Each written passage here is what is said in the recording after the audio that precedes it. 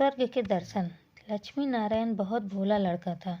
वह प्रतिदिन रात में सोने से पहले अपनी दादी से कहानी सुनाने को कहता था। दादी उसे नागलोक, पाताल लोक, चंद्रलोक, सूर्यलोक आदि की कहानी सुनाया करती थी। एक दिन दादी ने उसे स्वर्ग का वर्णन सुनाया। स्वर्ग का वर्णन इतना सुंदर था कि उसे सुनकर लक्ष्मी नारायण स्वर्ग देखने के लिए हट करने लगा। दादी ने उसे बहुत समझाया कि मनुष्य स्वर्ग नहीं देख सकता, किंतु लक्ष्मी नारायण रोने लगा। रोते रोते ही वह सो गया। उसे स्वप्न में दिखाई पड़ा कि एक चमचम चमकते देवता उसके पास खड़े होकर कह रहे थे, बच्चे, स्वर्ग देखने के लिए मूल्य देना पड़ता है। तुम सर्कस देखने जाते हो तो टिकट देते हो ना, स्वर्ग देखने के लिए भी तुम्हें उसी प्रकार रुपया देना पड़ेगा। स्वप्न में ही लक्ष्मी नारायण सोचने लगा कि मैं दादी से रुपया मांग लूँगा, लेकिन देवता ने कहा, स्वर्ग में तुम्हारे रुपया नहीं चलते, यहाँ तो भलाई और पुण्य कर्मों का रुपया चलता है। अच्छा, तुम यह डिबिया अपने पास रखो। जब तुम कोई अच्छा काम करोगे तो इसमें से 1 रुपया आ जाएगा, और जब कोई बुरा काम करोगे तो 1 रुपया उड़ जाएगा। जब यह डिबिया भर जाएगी तब तुम स्वर्ग देख सकोगे। लक्ष्मी नारायण की नींद टूटी तो उसने अपने सिरहाने सचमुच एक डिबिया देखी। डिबिया लेकर वह बड़ा प्रसन्न हुआ। उस दिन दादी ने उसे 1 पैसा दिया। पैसा लेकर वह घर से निकला। एक रोगी भिखारी उससे पैसा मांगने लगा। लक्ष्मी नारायण भिखारी को बिना पैसे दिए भाग जाना चाहता था। इतने में उसने अपने अध्यापक को सामने आते देखा। उसके अध्यापक उदार लड़कों की बहुत प्रशंसा करते थे। उन्हें देखकर लक्ष्मी नारायण ने भिखारी को पैसे दे दिया। अध्यापक ने उसकी पीठ ठोकी और प्रशंसा की। घर लौटकर लक्ष्मी नारायण ने वह डिबिया खोली, किंतु वह खाली पड़ी थी।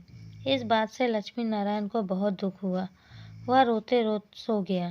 सपने में उसे वही देवता फिर दिखाई पड़े और बोले, तुमने अध्यापक से प्रशंसा पाने के लिए पैसा दिया था, सो प्रशंसा मिल गई, अब रोते क्यों हो? किसी लाभ की आशा से जो अच्छा काम किया जाता है वह तो व्यापार है, पुण्य थोड़ी है।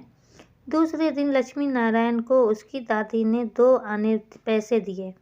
पैसे लेकर उसने बाजार जाकर 2 संतरे खरीदे।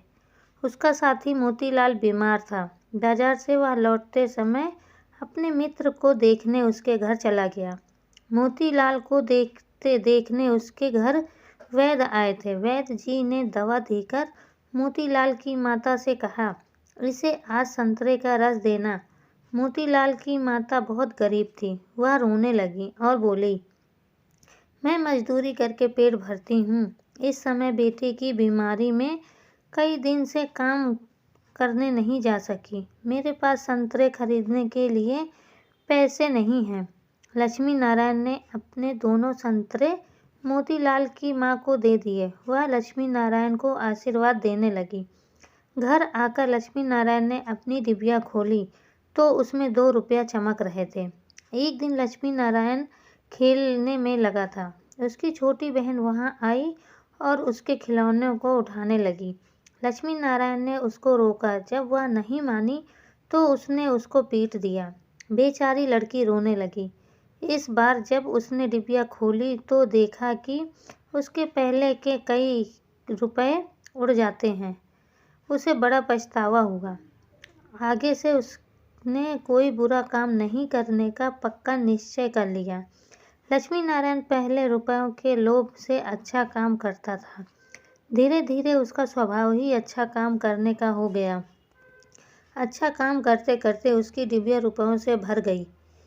वह स्वर्ग देखने की आशा से प्रसन्न होता। उस डिबिया को लेकर वह अपने बगीचे में पहुंचा। लक्ष्मी नारायण ने देखा कि बगीचे में पेड़ के नीचे बैठा हुआ एक बूढ़ा साधु रो रहा है। वह दौड़ता हुआ साधु के पास गया और बोला, बाबा, आप क्यों रो रहे हैं? साधु बोला, बेटा, जैसी डिबिया तुम्हारे हाथ में है वैसे ही एक डिबिया मेरे पास थी। बहुत परिश्रम करके मैंने उस पे रुपया से भरा था। बड़ी आशा थी कि उसके रुपयों से स्वर्ग देखूंगा, किंतु आज गंगा में स्नान करते समय वह डिबिया पानी में गिर गई। लक्ष्मी नारायण ने कहा, बाबा आप रो मत, मेरी डिबिया भी भरी हुई है, आप इसे ले लो। साधु बोला, तुमने इसे बड़े परिश्रम से भरा है, तुम्हें इसे देने से दुख होगा। लक्ष्मी नारायण ने कहा, मुझे दुख नहीं होगा बाबा, मैं तो लड़का हूँ, मुझे अभी पता नहीं कितने दिन जीना है, मैं तो ऐसी कई डिबिया रुपए इकट्ठा कर सकता हूँ। आप बूढ़े हो गए हैं, आप अब दूसरी डिबिया पता नहीं भर पाओगे या नहीं, मेरी डिबिया ले लीजिए। साधु ने डिबिया लेकर लक्ष्मी नारायण के नेत्रों पर हाथ फेर दिया। लक्ष्मी नारायण के नेत्र बंद हो गए, उसे स्वर्ग दिखाई पड़ने लगा। ऐसा सुंदर स्वर्ग कि दादी जी ने स्वर्ग का वर्णन किया था, वह वर्णन तो स्वर्ग के एक कोने का भी नहीं था। जब लक्ष्मी नारायण के नेत्र खोला तो साधु के बदले स्वप्न में दिखाई पड़ने वाले वही देवता उसके सामने प्रत्यक्ष खड़ा था। देवता ने कहा, बेटा, जो लोग अच्छे काम करते हैं स्वर्ग उनका घर बन जाता है। तुम इसी प्रकार जीवन में भलाई करते रहोगे तो अंत में स्वर्ग में पहुंच जाओगे। देवता इतना कहकर वहीं अदृश्य हो गए। कहानी की शिक्षा, मनुष्य जैसे काम करता है वैसे ही उसका स्वभाव हो जाता है। जो बुरे काम करता है उसका स्वभाव बुरा हो जाता है, उसे फिर बुरा काम करने में ही आनंद आता है।